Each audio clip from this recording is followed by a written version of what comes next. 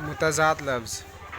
मुतज़ाद लफ्ज़ ऐसे लफ्ज़ को कहते हैं जो एक दूसरे के उल्टे माने होते हैं, जिसके माने एक दूसरे के उल्टे होते हैं, जैसे रात, दिन, सुबह, शाम।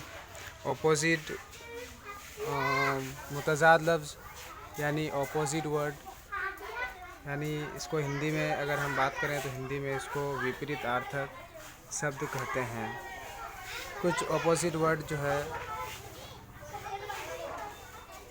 जैसे खूबसूरत है तो इसका उल्टा बदसूरत, बादशाह है तो इसका उल्टा फ़कीर है, सफ़ेद है तो इसका उल्टा काला है, आदमी है तो इसका उल्टा औरत है, लड़की है तो इसका उल्टा लड़का है, आसमान है तो इसका उल्टा ज़मीन है, अच्छा है तो इसका उल्टा बुरा है, मर्द इसका उल्टा है औरत, साफ़ इसका उल्टा है गंदा, बूढ़ा इसका उल्टा है बच्चा।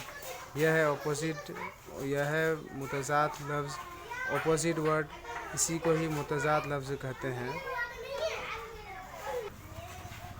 ऐसे ही लफ्ज़ों को मुतज़ाद लफ्ज़ कहते हैं। फिर मिलते हैं अब नेक्स्ट वीडियो के साथ।